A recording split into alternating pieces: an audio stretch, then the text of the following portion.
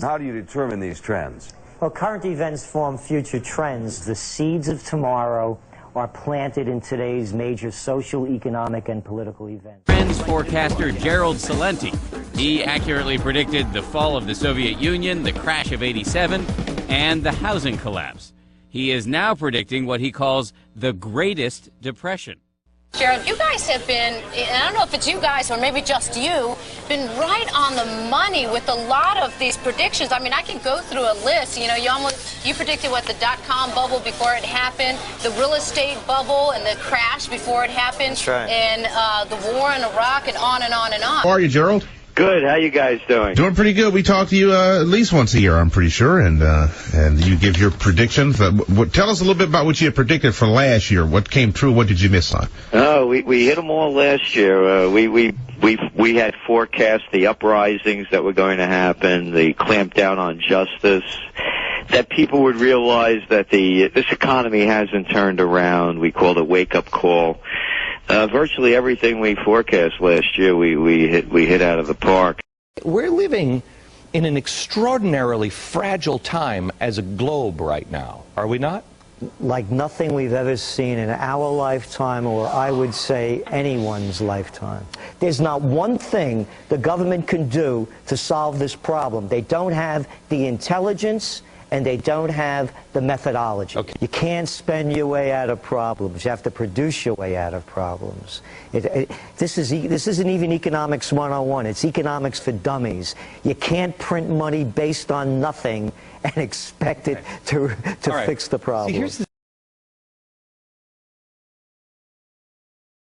We're going to go into a depression that's going to be worse than the Great Depression. You actually believe that there's going to be a revolution, food riots, tax riots. It's going to get that bad? It's going to get that bad. When people get hungry and desperate, things get ugly. And I'll tell you something else why it's going to really get ugly. Crime is going to go to levels we've never seen before. My saying is, when people lose everything and they have nothing left to lose, they lose it. This is the year it all starts falling apart. There is no recovery. Housing prices have fallen worse than they have during the Great Depression. What more do people have to know? And it's not only in the U.S., it's everywhere. And those bubbles now that they created in other countries to try to prop it up, those real estate bubbles, they're collapsing as well. The entire financial system is collapsing. Look what's going on over in China. All of the empty buildings. Look at the home sales and real estate market. That's in steep decline now. The only way they kept this global Ponzi scheme afloat following the panic of '08 was for the central banks around the world to keep juicing money into the system to keep it going. If you follow the leaders, you're going to fail. We're going into this, you better learn how to fight for your survival in intelligent ways. We're going into the Greatest Depression. It's going to be worse than the '29 Depression and the '30s Depression. Why? Back then, most people didn't own homes. There was no such thing as a home equity loan. Back then, people didn't have credit cards. There weren't $14 trillion in debt. Back then, we had trade surpluses. We had budget surpluses. You're going to lose your pensions. You're going to lose your benefits. There's nothing there. Economic martial law. I'm warning people, as I've said, I've been having difficulty getting my money out of the bank, and people are emailing me every day and telling me of their problems as well. So again, I don't give financial advice. You know my motto, think for yourself. All I'm saying is that the whole European system is collapsing. We saw that phony bond sale the other day, the last 2 days in Italy. Here the ECB dumped $600 billion into the banks so they could buy bonds.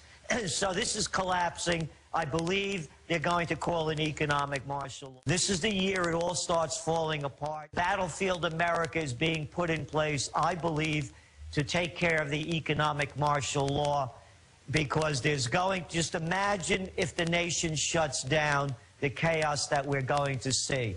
And from the martial law, the economic martial law. And so things are being put in place. During this this time of Christmas, let us all remember that the only time Jesus Christ, the Prince of Peace, became angry and violent is when he picked up a whip and drove the money changers out of the temple. And that's a fact. And that's what's going on now. The money changers are in control of the temple. They're controlling everybody's lives. And they're driving this country into ruin.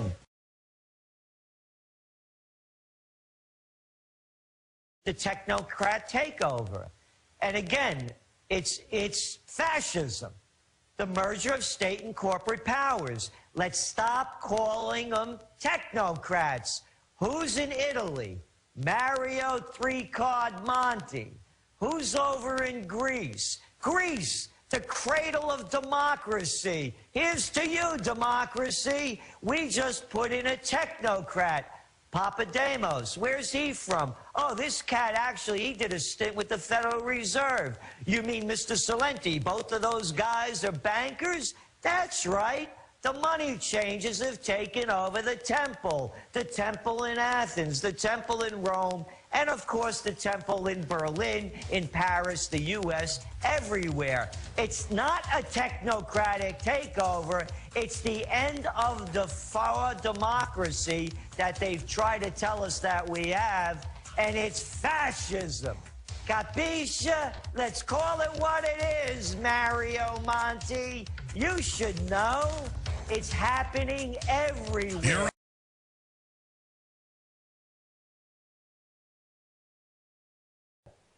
We believe there's going to be a combination of events. One on the geopolitical front, something going on with Israel and its neighbors, and something going on with Iran and Syria, ganging up against those two. I'm saying this because it all ties back into the money. So now what happens, they come up with, whether it's false flag or real, we have to protect our people because of these evil people over there that did this. That's why we're calling a bank holiday. That's right. You can't get your money out. And when you get it out finally, it's going to be worth a fraction of what it's going to be. And now it's collapsing. When all else fails, they take you to war.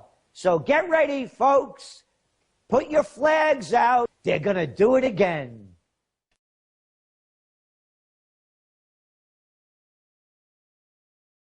It's time we bring the manufacturing back and deal with each other, do business with each other, rather than doing it with the Chinese, with the Indonesians, with the Vietnamese, and the rest.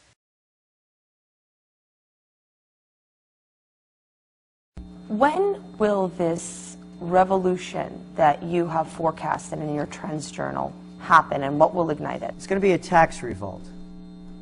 We're going to start seeing a tax revolt. They used to say to us, you know, we agree with what you're saying, but can't you write about something positive? Yeah, it's like the ship going down and saying, oh, doesn't the band sound great? Right. Well, it is positive if you know what's coming, because then you can prepare for it. But people are afraid of the truth. So what is it that you would like for viewers to do with the information that you are presenting right now? What we hope they do with the information is to take proactive measures. Gerald Celente, Trends Research Institute, has accurately predicted a whole host of issues: economic collapse, the '89 stock market crash, Starbucks boom, on and on and on.